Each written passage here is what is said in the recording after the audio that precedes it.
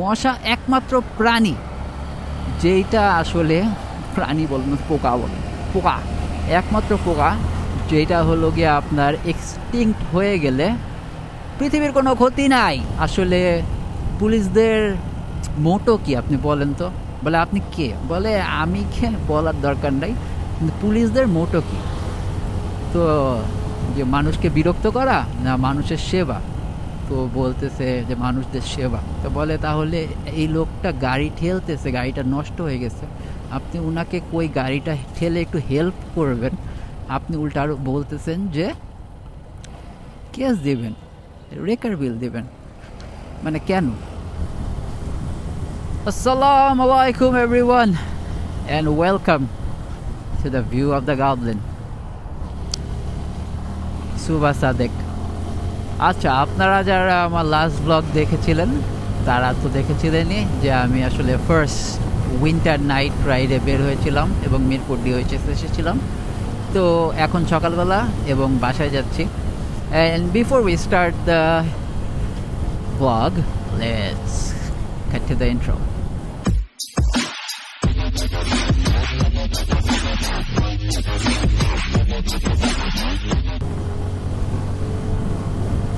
Okay, now that you guys are back, দেখেন সূর্যটা উঠতেছে, কি সুন্দর লাগতেছে, বিউটিফুল বিউটিফুল।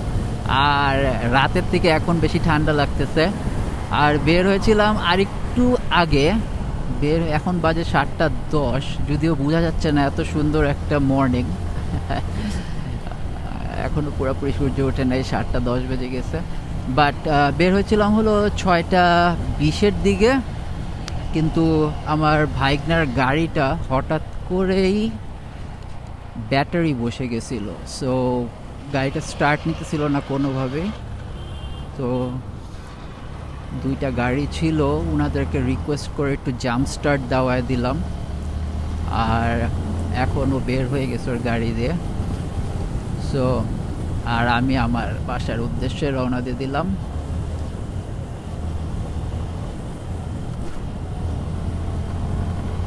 রাতের বেলা রাইড করে একরকম মজা, দিনের বেলা রাইড করে আরেক রকম মজা। যদিও ঠান্ডাটা আমার এখন বেশি লাগতেছে, আর রাতে এটা থেকে একটু কম ঠান্ডা ছিল রাইডিংয়ের সময়, বা এটাও হইতে পারে হয়তো বা ঘরে ছিলাম, ঘর থেকে বের হয়েছি, এই জন্য ঠান্ডাটা লাগতেছে, ফিল করতেছি। কিছুক্ষণ পর চলে যাবে, লেটস সি, আমি ঠিক শিওর না। কিন্তু হ্যাঁ, এই যে গাড়ির যে জাম্প স্টার্ট দেওয়ার ব্যাপারটা, এই পেইনটা আমার অলমোস্ট 10 ইয়ার্স পর খাইতে হইলো। এরকম একটা সিমিলার ইনসিডেন্ট হয়েছিল আরেকবার আমার একটা বেস্ট ফ্রেন্ডের সাথে। ও হাজিপাড়া পেট্রোল পাম্প থেকে জাস্ট তেল নিয়ে বের হয়েছিল, ওর বাসা Khilgaon by the way. So তেল নিয়ে বের হয়েছে, এর মধ্যে ওর গাড়ির স্টার্ট বন্ধ হয়ে গেছিলো। আর তারপর হইলো গিয়ে আমার বাসা তো মধুবাগ, আপনারা জানেনই। সো কোনোভাবে স্টার্ট নিচ্ছিল না। পরে ও বলতেছে যে আচ্ছা তুই বাসায় চলে যা। আমি বলি তুই কী করবি? তো বলতেছে যে আমি এখানেই রাতের বেলা থাকবো, দেখি সকালের আগে তো দোকান খুলবে না, তখন বাজে রাতে 2টা। আমি বলি তোরে ফালায় যাবো নাকি, আর আজীব লাগলে দুজনে এখানে ঘুমায় থাকবো, সকালবেলা একসাথে যাবো। That's what friends do, right? তারপরে লাকিলি পেট্রোল পাম্প থেকে আরেকটা গাড়ি বের হয় এবং আমরা খুব রিকোয়েস্ট করে তাকে দিয়ে গাড়িটা জাম্প স্টার্ট দেওয়াই, এবং উনি বলে দেয় যে আসলে ব্যাটারিটার অবস্থা বেশি ভালো না, কাজেই এক টানে বাসায় যাবেন, গাড়ি যাতে স্টপ না হয়, ব্রেক দিয়ে একদম গাড়িটা স্টেশনারি পজিশনে আনবেন না। তারপরে যেটা হয়, ও মাশাআল্লাহ ও অনেক ভালো ড্রাইভার, অনেক ভালো ড্রাইভ করে গাড়ি। তো ও হলো একটা নেই একদম ওই হাজিপাড়া পেট্রোল পাম্পের ওই জায়গাটা থেকে খিলগাঁও জোরপুকুর মাঠ ওর গাড়িটা নিয়ে যায়, এবং ফাইনালি একদম ওর বাসার গেটের সামনে গিয়ে গাড়িটা আবার যায় বন্ধ হয়ে। এবং সব গ্যারেজই আপনারা জানেন যে একটু এলিভেটেড থাকে। এইবার তারপর আমরা চিন্তা করতেছি এই গাড়িটা এবার আমরা গ্যারেজে তুলবো কেন, দুইজন মিলে। আমি তো এমনি একটু দুর্বল মানুষ, সেই সময় আরও শুকনা টুকনা ছিলাম, আর ও একা আসলে মানে পসিবল ছিল না, মানে আমাদের দুইজনের মিলে। তারপরে ওর একটা ভাইগনা ছিল বাসায়, ওকেও আমরা ডাক দেই। তারপর আমরা তিনজন মিলে গাড়িটা ঠেলে গ্যারেজে তুলি, এবং তারপরে ও বলতেছিল বাসায় ব্যাক করবি। আমি বলি না, এই পেনের পর আর বাসায় ব্যাক করবো না, আজকে রাতে আসি, সকালে তুই যখন অফিস যাবি তখন আমি আমার বাইক নিয়ে বের হয়ে যাব। আমার বাইকটা আবার ওর গ্যারেজেই ছিল, ওর গ্যারেজে বাইকটা রেখে তারপর আমরা ওর গাড়িটা নিয়ে বের হয়েছিলাম তেল দিতে। সো এই হইলো জাম্প স্টার্টের কাহিনী। রাস্তাঘাটে আসলে ব্যাটারি বসে যাওয়ার যে ব্যাপারটা, এটা বাইকেও হয়, স্টার্ট বন্ধ হয়ে যায়। কাজেই এই পুরা কাহিনীটা এই জন্যই বললাম যে গাড়িতে যে সুবিধাটা আছে জাম্প স্টার্টের, আপনার কিন্তু বাইকে কিন্তু নাই। কাজেই আপনার বাইকের ব্যাটারিটা একটু বেশি করে টেক কেয়ার করবেন। আর যারা আমার মতো এফআই গাড়ি চালান তারা তো একটু সাবধানেই, কারণ আপনাদের কিন্তু, আপনাদের এবং আমাদের কিন্তু কিকার নাই, ঠিক আছে? যে আমরা কিক দিয়ে স্টার্ট করব এটার কোনো অপশন নাই, বা ঠেলে স্টার্ট করব। ঠেলেই আসলে মানে স্টার্ট করা যায়, দ্য অনলি ওয়ে। কিন্তু মানে ওই যে কিক দিয়ে যে স্টার্টটা করবেন ওই সিস্টেমটা আমাদের নাই। তো আমাদের সেলফ, আর নাইলে ঠেলা। সো আর ব্যাটারি বসে গেলেও কিন্তু মানে ঠেইলেও স্টার্ট বেশিক্ষণ রাখতে পারবেন না। কাজেই ওই যে এক টানে তখন আপনার মেকানিকের কাছে যেতে হবে অথবা বাসায় যেতে হবে। তো এই ঝামেলা থেকে বাঁচতে অবশ্যই ব্যাটারিটাকে মেইনটেইন করবেন। এবং ওয়াও, ভালো লাগতেছে রাস্তাঘাট এত সুন্দর, মাশাআল্লাহ, ওয়াও।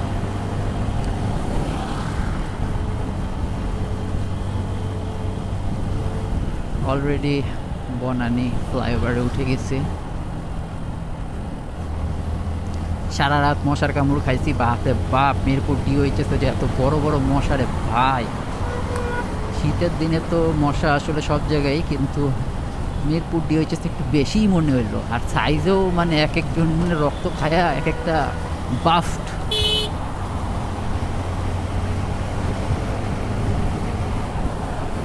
অ্যাটলিস্ট 20টা থেকে 25টা মশা মারছি ভাই। আর আপনারা কয়জন জানেন আমি জানি না, বাট ব্যাপারটা খুব একটা মজার একটা বিষয় যে সায়েন্টিস্টরা বের করছে যে প্রত্যেকটা প্রাণীর কিন্তু আপনার পৃথিবীতে প্রয়োজন আছে। যে কোনো একটা প্রাণী যদি গায়েব হয়ে যায়, এক্সটিংক্ট হয়ে যায়, তাহলে পৃথিবীর ইকোসিস্টেমে অনেক সমস্যা হবে। যেমন আপনি মনে করেন মৌমাছি অথবা প্রজাপতি অথবা সাপ, যে কোনো কিছু বলতে পারেন, সবার একটা অবদান আছে এই ইকোসিস্টেমে। কিন্তু মশা একমাত্র প্রাণী যেইটা আসলে, প্রাণী বলেন পোকা বলেন, পোকা, একমাত্র পোকা যেটা হলো গিয়ে আপনার এক্সটিংক্ট হয়ে গেলে পৃথিবীর কোনো ক্ষতি নাই।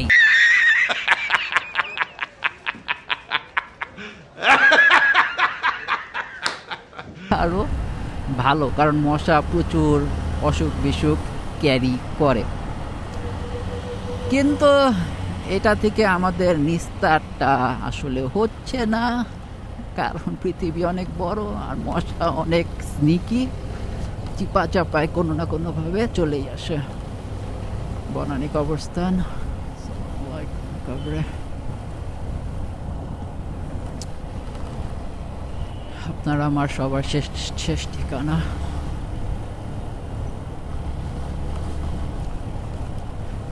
চলে আসছে 2025 সাল, আর 1 মাসের কম সময় আছে।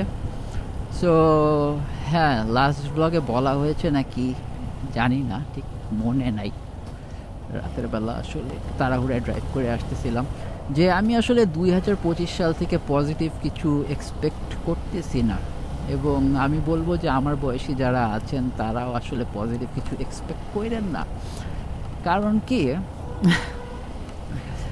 কারণ খুবই খারাপ। কারণ হইল গিয়ে আসলে যত বয়স বাড়ে রেসপন্সিবিলিটিস ততই বাড়ে, সবাই জানে। এবং আমাদের ঘাড়ে আলহামদুলিল্লাহ বেশ রেসপন্সিবিলিটিস। সো যে জিনিসটা আমি লক্ষ্য করেছি, যত সময় যাচ্ছে রেসপন্সিবিলিটি বাড়তেছে, এবং খারাপ দিন আরও আসতেছে, ঠিক আছে।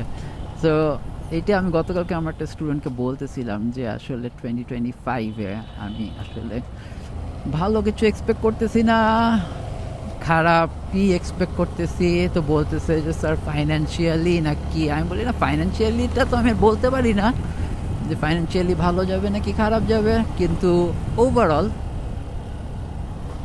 বাকি জিনিসগুলো ভালো যাবে বলে মনে হচ্ছে না। সো আমার লাইফে 36 বছর চলে। সো এই 36 বছরের জীবনে আমি প্রথম একটা বছরে ঢুকতে যাচ্ছি যেখানে আমি আসলে অপটিমিস্টিক একটা মনোভাব নিয়ে বছরটা শুরু করতে পারতেছি না, ফার্স্ট টাইম 36 বছরের জীবনে। ফানি। আর এই জিনিসটা খেয়াল করলাম মিরপুর ডিওএইচএসেও, যে সকালবেলা রাস্তায় পানি দেয়। এটা আমি ঠিক শিওর না কেন, প্রবাবলি ধুলার জন্য, উইন্টারে অনেক ধুলা হয় এই জন্য মেবি। আপনারা যদি কেউ জেনে থাকেন আমাকে জানাবেন, কার লাভার্স আর বাইক লাভার্স যেই আমার ব্লগটা দেখতেছেন।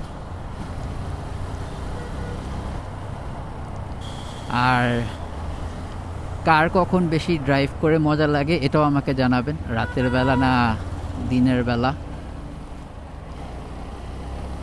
আই মিন ভোরবেলা।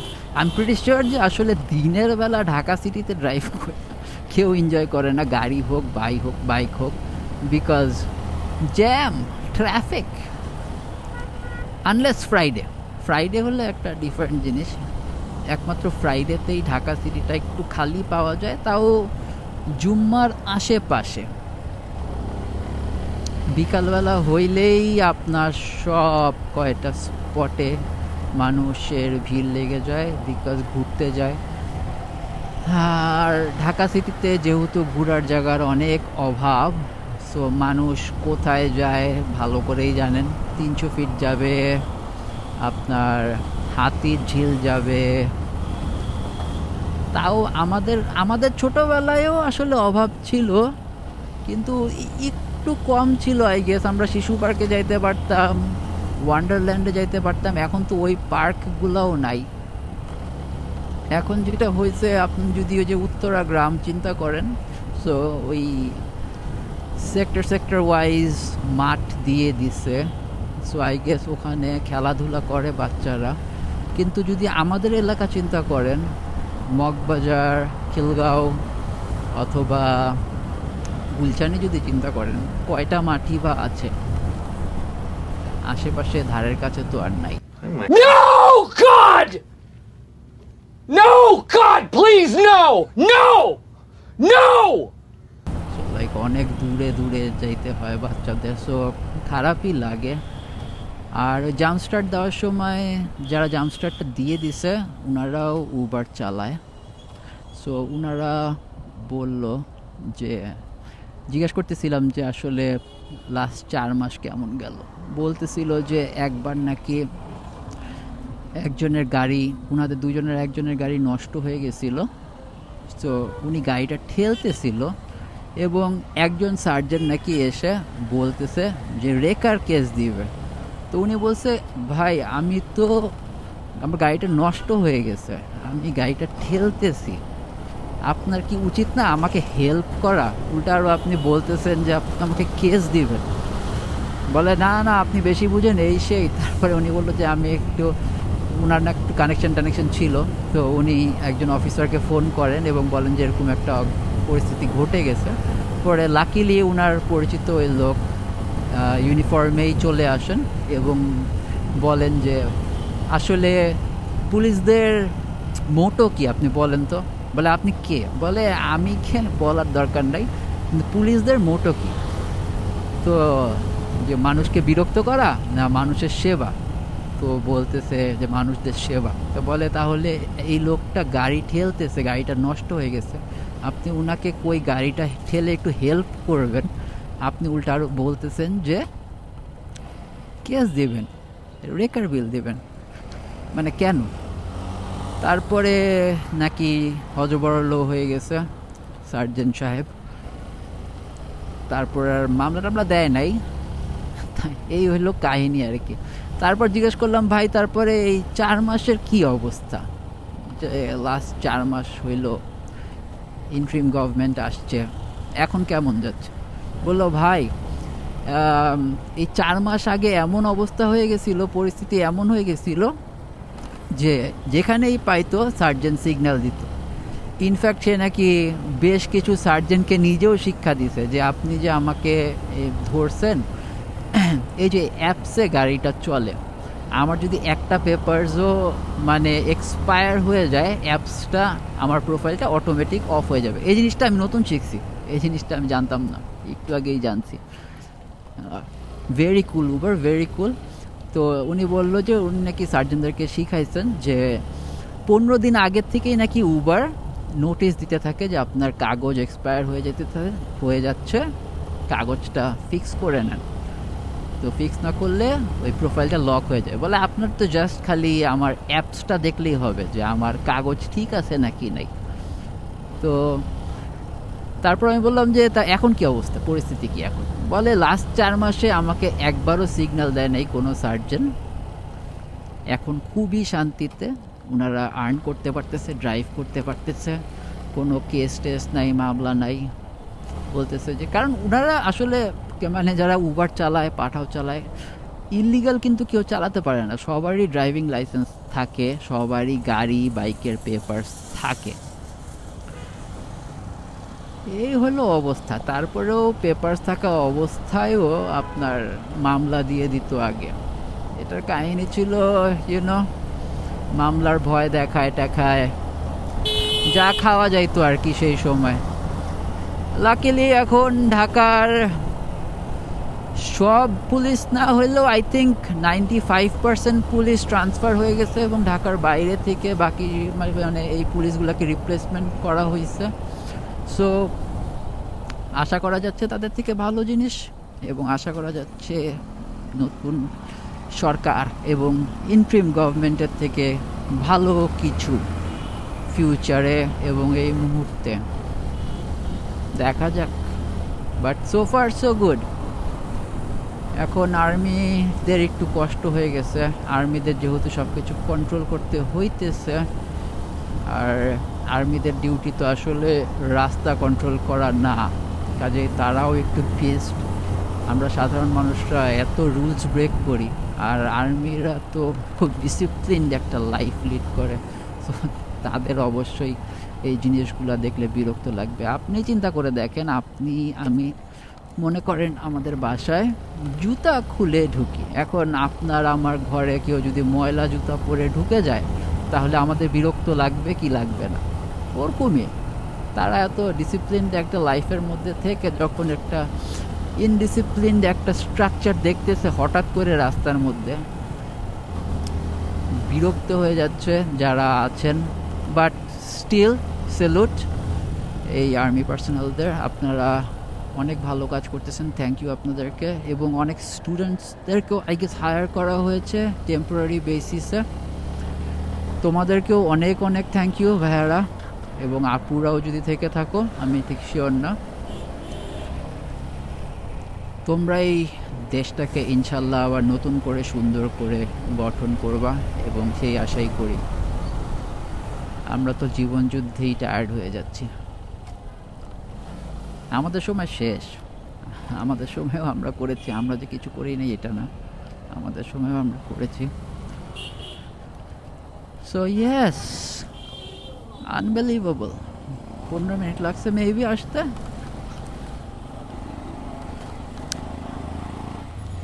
রয়্যাল এনফিল্ড নিয়ে কথা হচ্ছিল রাতে আপুর বাসায়, বলতেছিলাম যে রয়্যাল এনফিল্ড নিব নাকি, তারপরে জিক্সার 250cc, না জিক্সার 250cc যেটা সেটা একটা ওয়েস্ট, কিন্তু রয়্যাল এনফিল্ড আসলে যদি রেডিমেড কেনা যাইতো লাইক দোকানে, যেমন এই জিক্সারটা আমার জাস্ট আমার এটাও প্রি অর্ডার দিতে হয়েছিল, কারণ সেই সময় আসলে যে FIABS-টা পাওয়া যাচ্ছিল না। তো FIABS পাওয়া যাচ্ছিল না দেখে আমি কার্ভ অর্ডার দিছিলাম, কিন্তু মানে অর্ডার দিতে গিয়েছিলাম, কিন্তু ওনারা বললো যে কার্ভ এখন আর আসবে না, এখন FI ABS আসবে, আপনি চাইলে FI ABS প্রি অর্ডার করতে পারেন।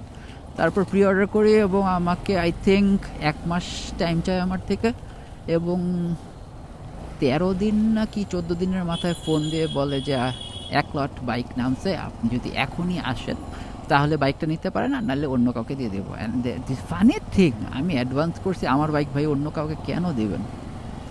আমি বললাম আচ্ছা ঠিক আছে, মানে সকালবেলা ভাই, একদম সকালবেলা। আমি বললাম আচ্ছা ঠিক আছে, ওকে, আমাকে 2 ঘন্টা দেওয়া যায়? বলে আপনি 1 ঘন্টার মধ্যে আসেন। আমি ওয়াও! সেই সময় মানে একটা প্ল্যান থাকে না, 1 মাস পরে গাড়ি আসবে, যখন আমি জানি তখন আমি জানি যে 1 মাস পর আমি কোথা থেকে টাকা ম্যানেজ করব। আর হঠাৎ করে যদি আপনার এরকম বিগ একটা লামসাম অ্যামাউন্ট লাগে, এটা একটা মুসিবতের ব্যাপার হয়ে যায়। তারপরে তো এখান সেখান থেকে সব জায়গা থেকে টাকা অ্যাকুমুলেট করে আলহামদুলিল্লাহ বাইকটা নিয়ে নিয়েছিলাম। আপনাদের ভাবির গিফট বাই দ্য ওয়ে বাইকটা। আমি খালি আপগ্রেড করছি। আল্লাহ এরকম বউ সবাইকে দেখ। সো আজকের ব্লগটা এই পর্যন্তই। আমি চলে আসছি গ্যারেজে, এখন বাসায় যাব। So this is your friendly neighbourhood girlfriend out for the day from Moghbazar Madhubag. So, oh yeah, don't forget to like, comment, subscribe, and help me grow.